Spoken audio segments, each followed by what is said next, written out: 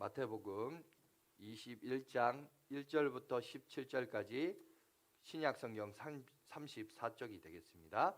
제가 봉독해 드리도록 하겠습니다. 그들이 예루살렘에 가까이 가서 감난산 벳바가에 이르렀을 때에 예수께서 두 제자들을 보내시며 이르시되 너희는 맞은편 마을로 가라.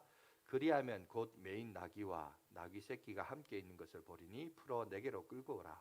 만일 누가 무슨 말을 하거든 주가 쓰시겠다 하라. 그리하면 즉시 보내리라 하시니 이는 선지자를 통하여 하신 말씀을 이루하심이라. 일러스되 시온의 딸에게 이르기를 내 왕이 내게 임하나니 그는 겸손하여 나귀 곧 멍에를 매는 짐승의 새끼를 탔도다 하라 하였느니라. 제자들이 가서 예수께 명하신 대로 하여 나귀와 나귀 새끼를 끌고 와서 자기들의 겉옷을 그 위에 얹음에 예수께서 그 위에 타시니 무리의 대다수는 그들의 겉옷을 길에 펴고 다른 이들은 나뭇가지를 베어 길에 펴고 앞에서 가고 뒤에서 따르는 무리가 소리 높여 이르되 호산나 다윗의 자손이여 찬송하리로다. 주의 이름으로 오신 이여 가장 높은 곳에서 호산나 하더라. 예수께서 예루살렘에 들어가시니 온 성이 소동하여 이르되 이는 누구냐 하거늘 무리가 이르되 갈릴리 나사렛에서 나온 선지자 예수라 하니라. 예수께서 성전에 들어가사 성전 안에서 매매하는 모든 사람들을 내쫓으시며 돈 바꾸는 사람들의 상과 비둘기 파는 사람들의 의자를 둘러 엎으시고 그들에게 이르시되 기록된 바 내 집은 기도하는 집이라 일컬음을 받으리라 하였거늘 너희는 강도의 소굴을 만드는도다 하시니라.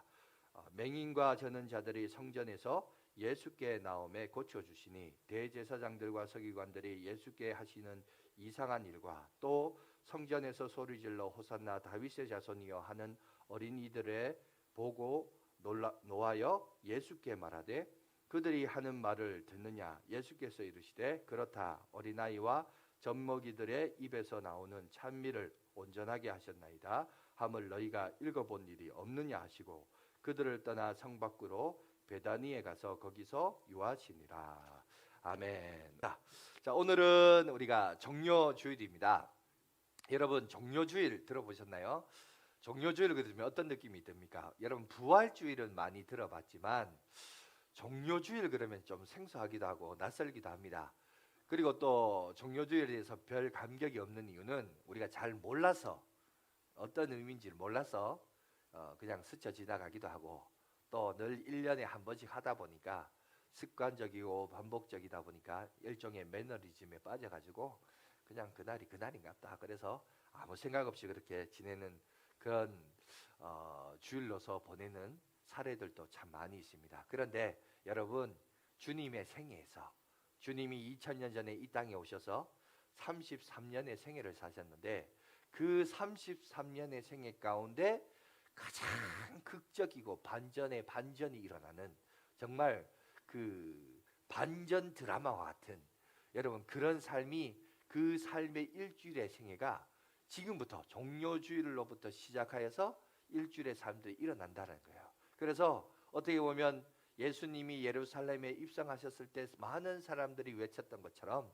호산나 호산나 우리를 구원하소서라고 외쳤던 것처럼 기뻐했던 것에 반해 또 갑자기 잡히셔서 신문당하시고 십자가의 죽으심으로 슬픔을 경험하였다가 또 3일 만에 예수님이 죽은 자 가운데서 부활하셔서 우리에게 또 기쁨을 주는 기뻤다가 슬펐다가 또 기뻤다가 여러분 이 일이 일주일 만에 일어날 수 있는 이런 극적인 반전의 드라마가 오늘 여러분 종료주일을 통해서 이것이 일어난다는 것입니다. 그래서 여러분 이 종료주일을 정의하자면 이렇습니다. 어린 나귀를 타시고 예루살렘에 입성하셨던 정말 영광과 승리의 입성인 행진인 반면에 또한 여러분 죽음을 향한 행진이었으며 또한 역설적이더라도 그 죽음과 또 3일 만에 부활하심을 통하여 사망 권세를 이기신 행진이었다라는 사실이 바로 종료주일을 맞이하는 의의와 거기에 뜻이 있다라는 사실입니다. 자, 그래서 오늘 이 종료주일을 맞이하면서 낙이 타신 주님을 좀 깊이 묵상하는 그런 시간을 갖도록 하겠습니다. 자, 예수님이 나귀를 타시고 예루살렘 성에 입성하셨습니다. 예루살렘 성에 입성을 하셨으니까 당연히 자 그들의 무리들과 따르는 사람들의 외침을 기억했다면 당연히 예루살렘 성에 입성하셨으니 어디를 가야 될까요? 여러분 호산나라는 것은 왕이여 우리를 구원하셔서 자 왕이여 예수님을 왕으로 모셨기 때문에 당연히 왕이신 그분이 자 왕이 살고 있는 예루살렘 도성에 들어갔습니다.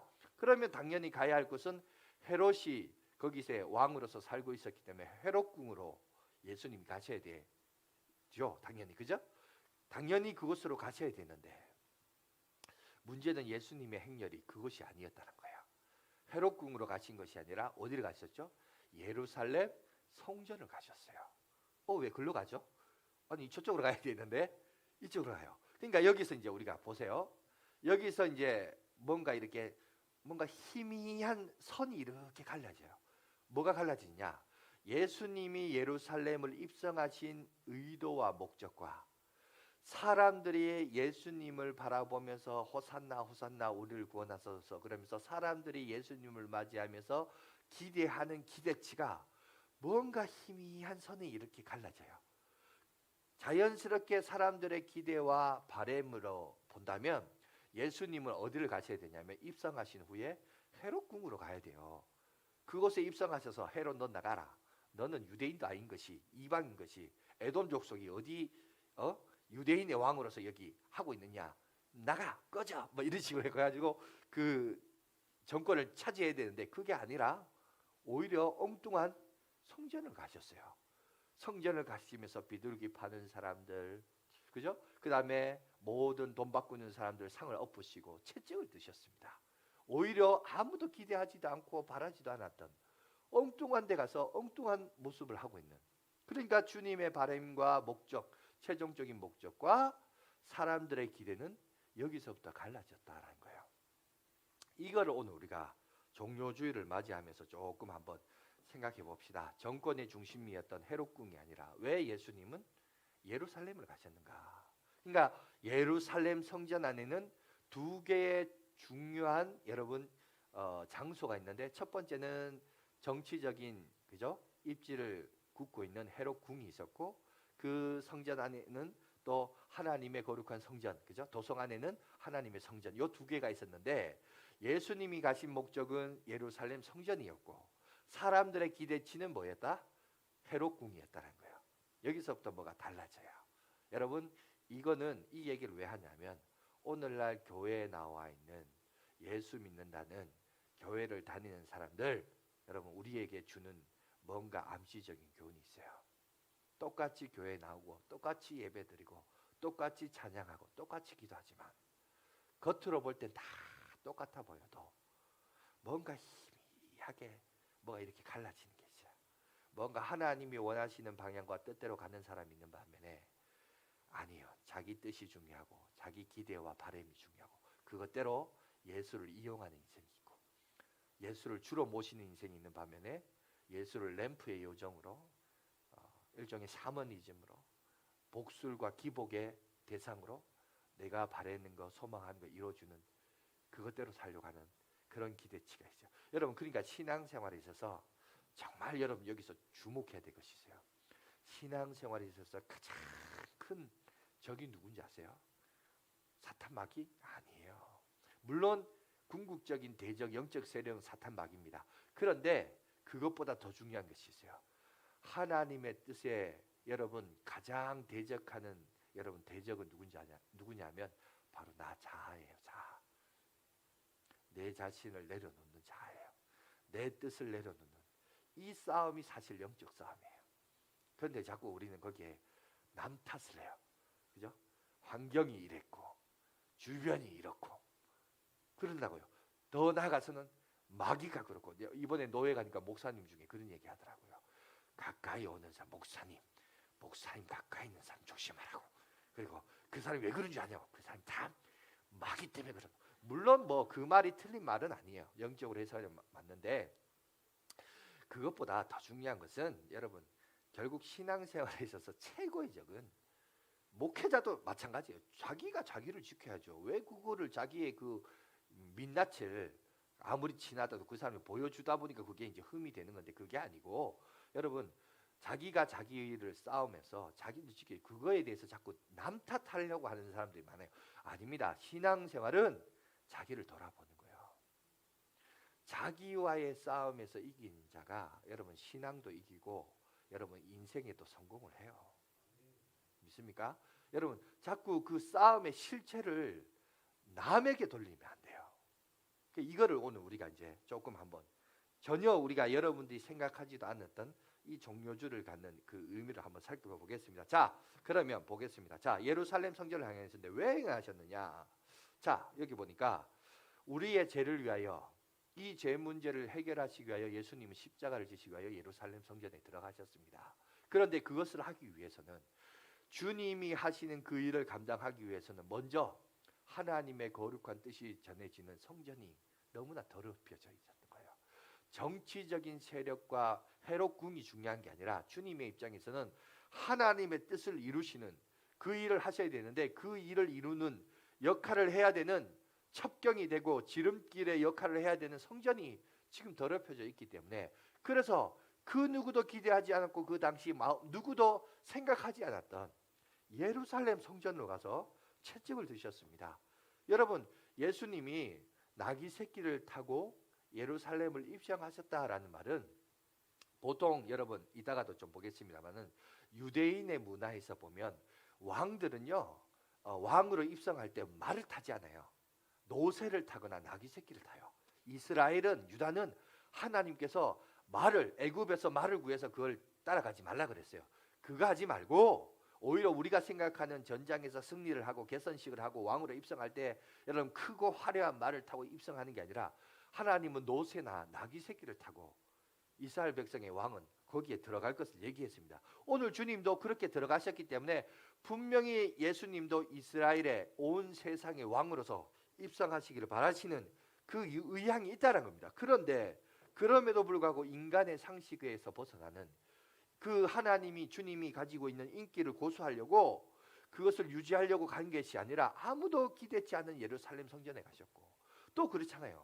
사람이 어느 정도 자기 사람과 자기 사람을 포섭하려면 내 자기 사람들이 좀 실수를 해도 좀 봐주고 눈 감아주고 넘어가주고 여러분 이게 눈 감아주고 넘어가주지만 그 사람이 그걸 깨달았고 돌아와야 되는데 안 돌아오잖아요. 그래서 계속 잘못된 길로 가다 보면 항상 우리나라도 그렇고 세상 나라도 보면 정권 말기 보세요. 온갖 부정과 비리 많이 일어나죠. 지금 서울과 부산의 보궐선거도 사실 그런 모습 속에서 일어나는 거 아닙니까? 그래서 그 일들은 지금 보궐선거 기간에 하고 있는데 여러분 요즘 보세요. 사람들이 표를 얻으려고 어떻게 하든지 막 노력하고 애쓰고 뭐 제가 시장이 되면 이것도 하겠고 이것도 만들겠고 막 얘기를 해요. 만드는데 여러분 보세요. 사실 그 사람들은요. 솔직하게 그 사람들의 마음을 들어가 보면 정말 그걸 만들고 싶은 능력도 없고 사실 그거 하고 싶은 의지도 없어요. 단지 바라는 건 뭐예요? 당신의 그 표를 나한테 달라 이거죠. 그거 바라는 거죠. 그래서 나 좀 권세자로서 좀 4년 보궐선거는 1년이군요. 1년 좀 한번 좀 등 따시고 매부려 좀 살고 싶다. 내 이름을 좀 널리 알리고 싶다. 이게 궁극적인 목적이에요. 근데 그렇게 하려면 여러분 자기를 지지하고 자기를 여러분 따라오는 사람들의 부정과 비리는 어느 정도 눈 감아주고 들어도 못 듣는 척 보아도 못 보는 척 이래야 됩니다. 그런데 오늘 예수님은 인간들의 자기를 지지하고 호산나 호산나 외치던 그 부르심을 외면한 채 아무도 관심 받지 않는 환영하지 않는 오히려 여러분 성전 정화라는 이 사역을 주님이 하고 계십니다. 여러분 어쩌면 이런 주님이 하셨던 정책들은 상당히 위험한 정책이에요. 왜? 그 당시에 종교적인 세력들 대제사장을 비롯한 여러분 종교 귀족들과 그 다음에 거기에 관련된 목축업자들, 상인들, 레위인들, 거기서 일하는 일꾼들, 여러분 운송업자들, 또 종들 거기서 일하는 종들까지 다 정말 그 사람들로 하여금 대적을 하는 적대 세력으로 설 수밖에 없는 여러분 이러한 일들을 주님이 하셨습니다. 뿐만 아니라 많은 사람들이 예수님을 호산나 호산나라고 외치면서 맞이했는데 그 맞이했던 군중들의 기대와 다른 모습을 행했기 때문에 그들에게, 그 군중들에게 실망을 안겨줄 수 있었습니다. 그리고 많은 사람들로부터 적대감과 여러분 대적하는 행위를 하다 보니까 거기에 눈치 빠른 사람들이 있어요. 주로 정치하는 사람들 있죠, 그죠? 그래서 로마에 들붙어 있는 정치인들, 또 뭐 헤롯 땅, 사두개인, 여러분 뭐 또 바리새인들, 이런 사람들이, 이런 정치꾼들이 가만히 보니까 예수님이 인기는 있는데 적들도 많더라. 요걸 잘 활용해서 예수를 죽일 수 있고 공공의 적으로 만들 수 있고, 이런 상황을 품을 수 있는 상황이었습니다. 그러니까 예수님이 하셨던, 예루살렘에 입성하셨던 그 모습은 상당히 위험한 형태였고 하지 않아도 될 형태였습니다. 그러나 그런 일을 행함으로 말미암아 결국 표면적으로 보세요. 그 정치꾼들의 의도와 목적대로 예수님은 십자가에 못 박혀 돌아가셨죠. 그러나 그것은 그들의 뜻이 아니라 궁극적으로 그건 누구 뜻이었어요? 하나님의 뜻이었다. 참 기가 막혀요. 어떻게 보면 표면적으로는 자기들의 의도와 기회주의자의 뜻대로 된 것처럼 보이지만 이면적으로 보니까 사실은 그것은 그들의 뜻이 아니라 누구의 뜻이었다? 하나님의 뜻이었다. 야, 이게 참 반전에 반전이 있는 그리스도의 어떤 구속의 사역이 이런 반전에 반전을 낳는 이런 모습을 오늘 우리 가운데 보여주고 있습니다. 여러분, 다시 한번 우리가 한번 묵상해 봅시다. 예수님이 말이 아니라 나귀를 타고 입성하셨습니다.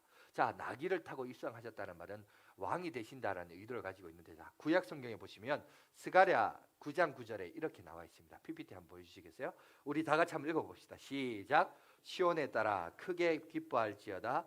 예루살렘에 따라 즐거이 부를지어다. 보라, 내 왕이 내게 임하시나니 그는 공의로우시며 구원을 베푸시며 겸손하셔서 나귀를 타시나니 나귀의 작은 것 곧 나귀 새끼니라. 여러분, 나귀 타신 왕, 지금 우리에게 예루살렘의 입성과 승리의 행진을 추구하는 영광된 그 자리를 입성하시는 모습을 보여주고 있지만, 사실은 그거는 우리가 생각하는 영광과 부귀가 아닌 십자가의 그 일들을 감당하시는 모습을 오늘 우리 가운데, 자, 모든 구약적인 예언들을 예수님이 성취하시면서 여러분 입성하시는 모습을 오늘 우리 가운데 보여주고 있습니다. 자, 그러면서 오늘 우리 본문에 보시면 예수님을 따르는 제자들이 감람산 벳박에 이르렀습니다. 그러면서 이제 예수님이 제자들에게 말씀합니다. 2절 말씀 본문을 보세요. 이르시되 너희는 맞은편 마을로 가라. 그리하면 곧 매인 나귀와 나귀 새끼가 함께 있는 것을 보리니 풀어 내게로 끌고 오라라고 합니다. 여기서 이제 중요한 것은 어미가 있고 새끼가 있는데, 굳이 예수님이 나귀 새끼를 끌고 오라고 그랬어요. 왜 어미가 있고 새끼가 있는데 나귀 새끼냐? 이것은 뭘 말하냐면 결국 뭐냐면 예수님의 겸손과 겸비함을 오늘 우리에게 얘기하고 있어요. 하나님의 일을 감당하시는 여러분, 우리의 구세주이시고 만왕의 왕이신 예수 그리스도는 여러분 화려하고 크고 화려한 말을 타고 입성하는 장군의 어떤 개선식을 하는 여러분 세상 왕들하고는 다르게 정말 어떻게 보면 초라하고 볼품없는 나귀 새끼를 타고 입성하신 예수님의 모습은 결국 겸손의 모양과 겸비함을 오늘 우리 가운데 말씀하면서, 여러분 이거는 여러분 예수님만 그런 것이 아니라 유다 모든 왕들도 왕으로서 입성할 때 이런 형태와 태도를 가지고 입성할 것을 구약에서 미리 그것을 말씀하고 있습니다.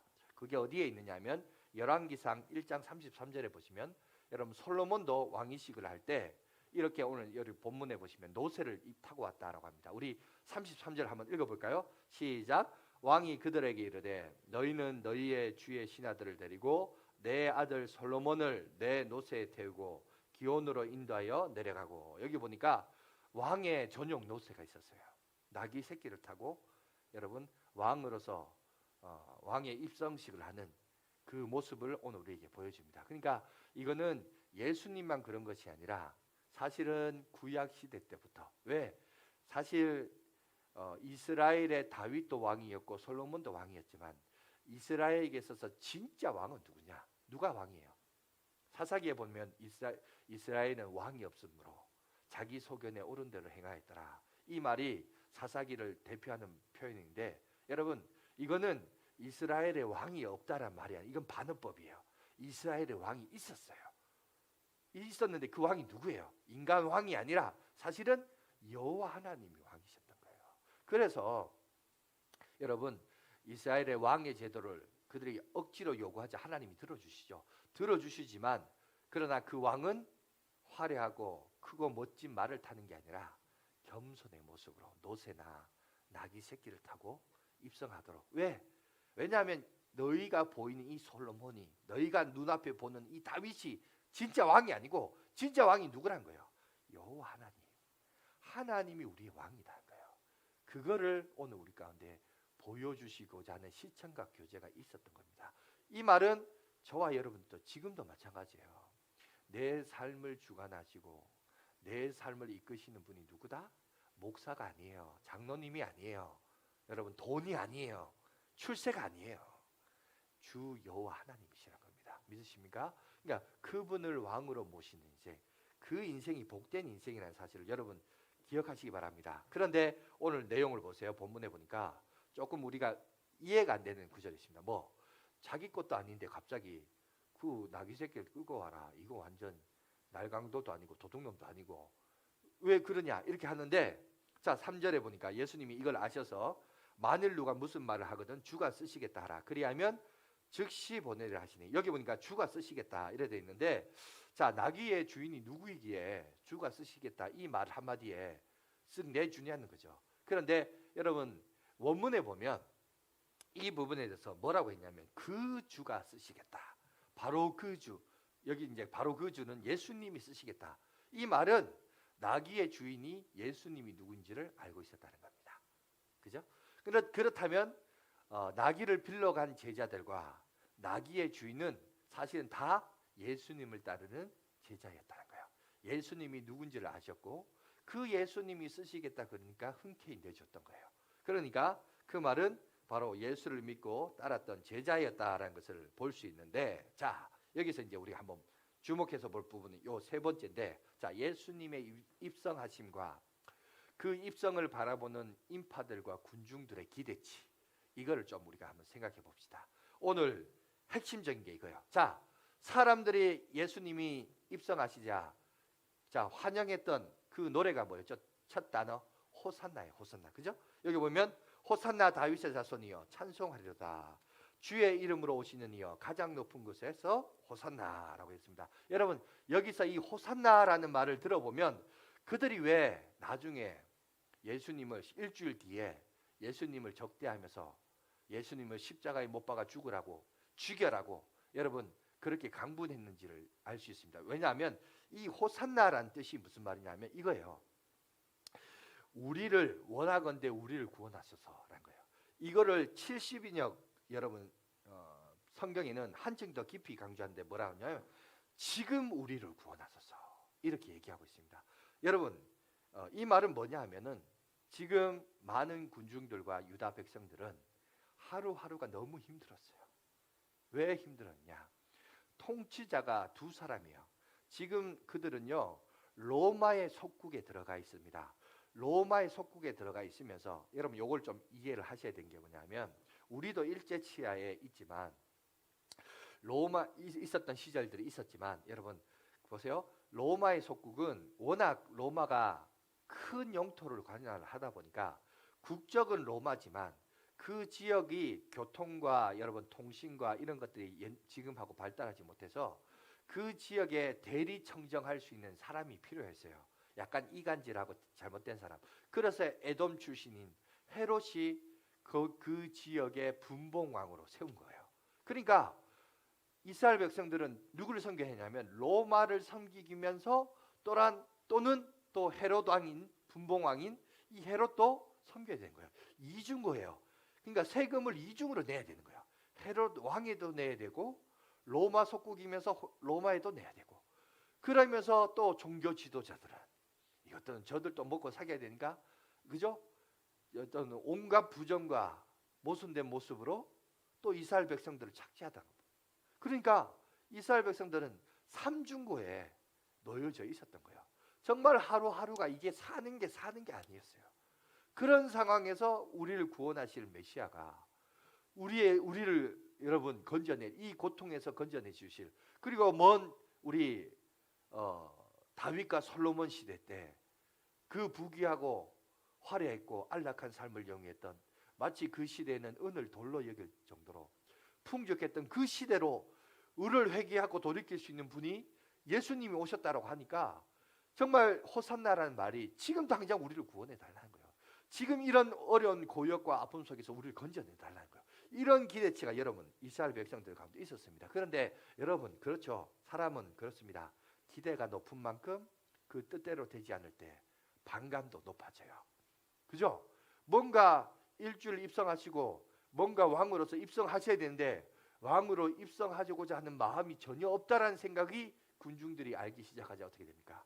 그들이 바로 적대적인 세력으로 돌로 쳐 죽이라든지 십자가에 못 박아 죽이라든지 이렇게 바뀌어버린 거예요.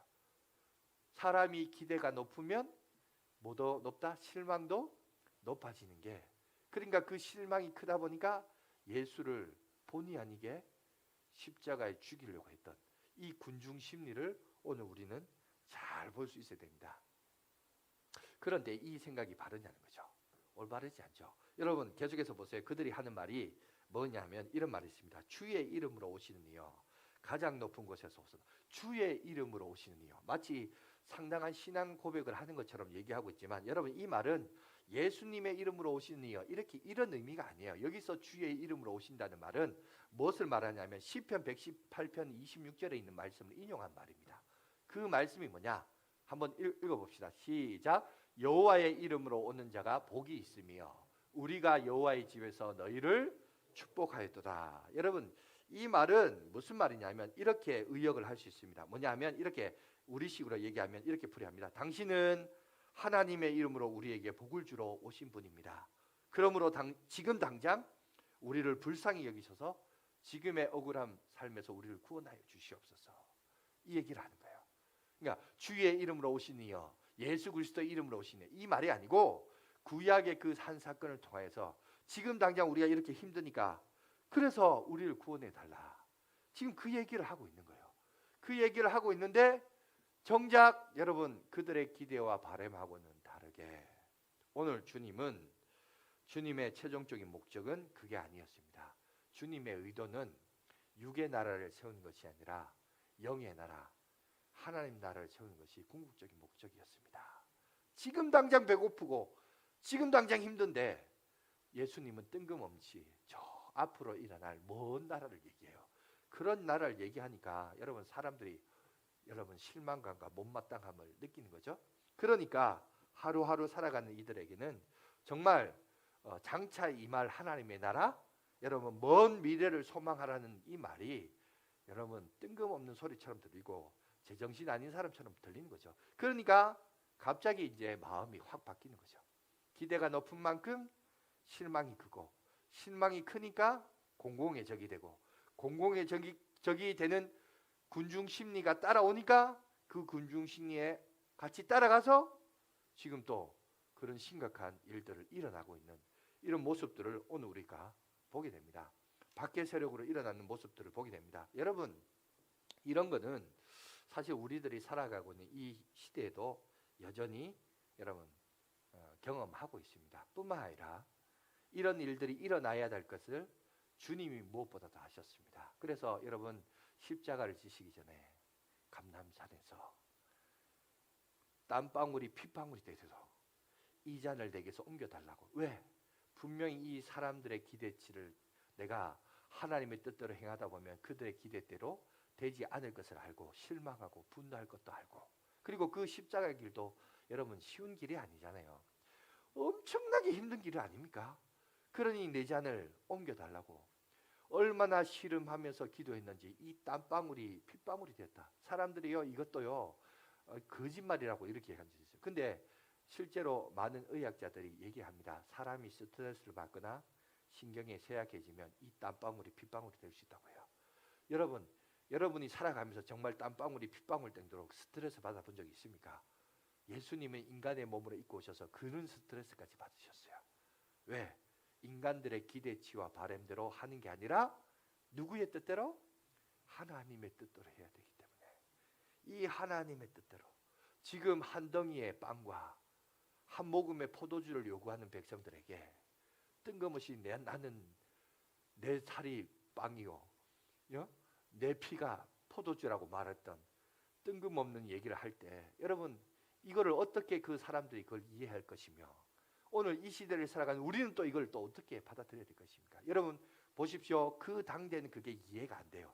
이해가 안 되지만 여러분 이 사건의 일말들을 다 돌아보고 2000년이 지난 우리가 이렇게 봤을 때 주님이 그 일을 하심으로 말미암아 어떤 은혜가 있었어요. 우리가 바로 죄와 사망의 법에서 우리를 건져내어서 지옥 형벌로 들어가야 할 우리 인생이 구원받을 수 있는 구원의 길을 예수님이 우리 가운데 열어주셨어요. 믿습니까? 그때 당장 지금 당장은 떡 한 덩이 그죠? 마실 수 있는 포도주를 원했지만 그걸 포기하고 하나님의 나라 영의 나라를 바라보면서 주님이 순종하심으로 말미암아 우리가 그 구원의 은택을 얻을 수 있는 능력을 경험하게 되었습니다. 믿습니까? 여러분 당장은 그렇지만 당장은 내가 손해보지만 당장은 이건 이해가 안 되지만 당장은 이게 뭐야 이렇게 말하지만 아니에요. 하나님의 그 기쁘신 뜻을 통해서 우리에게 열려진 구원의 길 그걸 오늘 우리 가운데 보여주고 있다는 사실입니다. 여러분 이거는 이 시대 우리의 모습도 마찬가지입니다. 많은 사람들이 예수님에 대하여 여러분 믿음에 대해서 정말 잘못된 개념과 상식을 가지고 교회에 나온 사람들 많습니다. 여러분 우리들이 바라는 바램들을 교회에 와서 여러분이 기대하는 기대치와 기도 제목들 여러분 이번 고난 주간을 맞이해서 한번 돌아봤으면 좋겠어요. 이 내가 바라는 이 바램이 주님의 뜻과 이게 맞는 것인가 아니면 상충되는가 여러분 이걸 좀 생각해 봐야 돼요. 내 뜻이 하나님의 뜻이다. 여러분 이거 아니에요. 여러분 기독교는 그런 종교 아닙니다. 기독교는 내가 죽고 예수로 사는 거예요.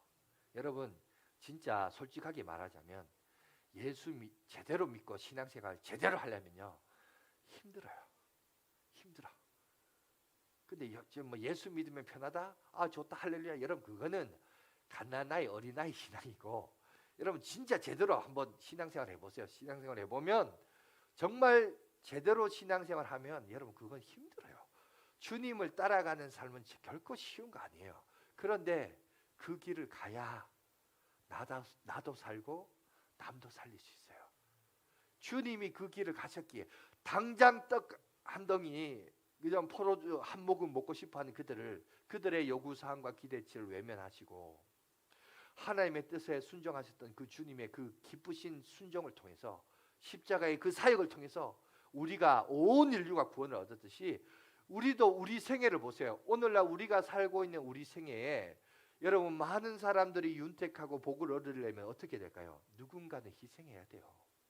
그런데 그 희생도 억지로 인색합으로 하는 게 아니에요. 그 저변에는 뭐가 있는지 아세요?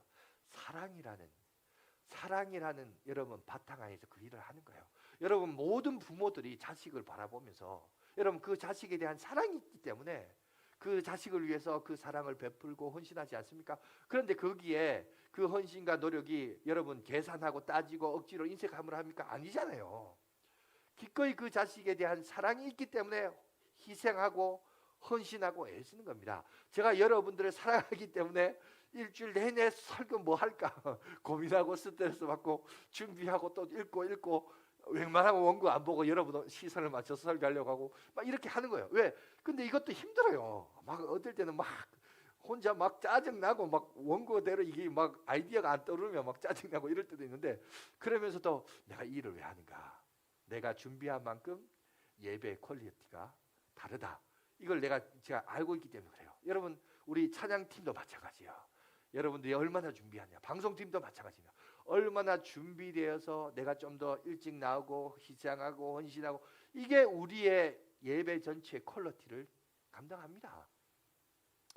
이게 뭐 예배만 그렇나요? 우리 삶 전체가 다 그래요. 그러니까 누군가가 먼저 섬기고 희생하고 그죠? 나가면 그로 인하여 다른 사람들이 다 윤택하고 복을 받는 거예요. 그 원리를 누가 보여주셨어요? 예수님이 보여주셨어요. 예수님이. 지금 당장은 빵 하나가 아쉽고 포도주가 아쉽지만 예수님은 그렇게 하지 않고 내가 봐도 너희들이 기대하는 살과 피를 가진, 그죠? 영의 살과 피를 마셔야 되는 바로 구세주라는 사실을 오늘 우리 가운데 보여주고 있다는 거죠. 이것이 바로 종료주일이 갖는 의미입니다.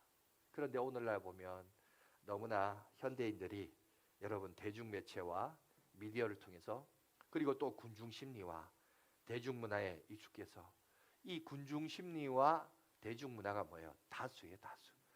모든 사람들이 그렇게 하고 그 흐름과 유행을 쫓아가다 보니까 이게 또 뭐가 그 유행을 따라 안 하면 안 되는 그런 것들을 말해요. 그리고 또 우리 청년들은 드라마 주인공처럼 나도 그렇게 한번 살았으면 좋겠다라는 여러분 그런 거짓된 세계와 허상들을 우리 가운데 보여주고 있고 그 속에서 나 자신도 모르게 나의 자아상을 거기에 녹아져 있어요. 그런데 여러분 심지어 교회에서도 보면 자기 자아상이 너무나 세속주의로 흘러가는 모습들을 보게 됩니다. 그런데 오늘 보시면 예수님은 그 사람들의 기대치와 여러분 군중 심리를 다 뒤로 하시고 오직 하나님의 뜻이 무엇인가 그리고 그 뜻에 자기가 순종함으로 그 길을 걸어가셨던 그 모습을 오늘 우리 가운데 보여주고 있습니다. 여러분 이번 한 주간 우리가 고난 주간을 맞이하여서 뭐 일평생 그렇게 살아 그렇게 할 수는 없을 거예요. 여러분 이 목사도 참 한계가 있어요.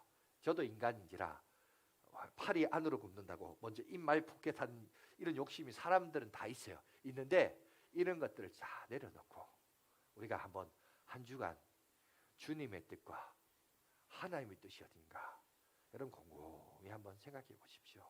정말 나의 바람과 기대와 정말 하나님의 나라를 위해서 교회를 위해서 또 여러분 우리 교회 공동체의 덕을 세우기 위하여 내가 내려내야 될 것이 뭔가 한번 깊이 한번 생각해 보시기 바랍니다.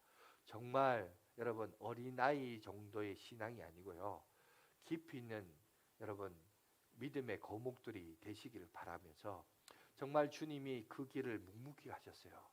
묵묵히 가셔서 모든 이의 구원자로서 예수님이 세워지셨고 또 예수를 따르는 우리들도 그런 삶을 살 것을 오늘 분명히 우리에게 말씀하고 있습니다.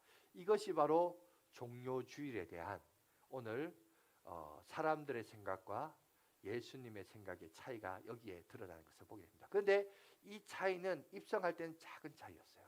그런데 시간이 지날수록 방향이 다르다 보니까 점점 그 차이는 벌어지게 되어 있습니다.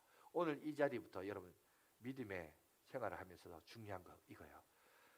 내가 바라는 것을 응답해야 하나님은 살아계신 하나님이고 진짜 신이시고 이게 아니고 여러분 하나님은 이미 살아계신 분이에요. 내가 인정하든 안 하든 중요한 것은 그 하나님의 살아계신 하나님께서 나를 통해 이루고자 하신 하나님의 뜻이 뭔가 이거를 발견해야 돼요. 그리고 이걸 위하여 내가 순종하는 싸움을 해야 돼요. 그런데 그 순종하는 싸움 속에는 여러분 희생이 따라와요. 죄송하지만 희생 안 따라온 거 없어요. 주님도 이 땅에 오셔서 희생하셨잖아요. 그죠? 그런데 세상은 네가 희생하고 나는 공을 얻어먹겠다 이래요. 그거 아니. 그리고 그걸 지혜라고 말해. 그게 똑똑하다고 말해. 아니에요. 내가 섬기고 희생할 때 교회가 살고 여러분 하나님의 나라가 살고 그죠? 나 혼자 잘 되는 게 아니라 내가 희생하고 섬김으로 나도 잘 되고 남도 잘 되는 거예요. 왠지 아세요? 세상은 모를 수 있습니다. 세상은 저 머저리라 병신이라 할 수 있어요. 그러나 하나님은 아십니다. 역사의 주관자신 그 하나님께서 우리의 생애를 책임져 주시고 인도해 주시고 역사해 주실 줄 믿습니다. 이런 영적인 원리와 안목을 가지시고 주의 나라를 위하여 희생하며 헌신하며 나가는 저와 여러분들이 되시길 간절히 바라겠습니다.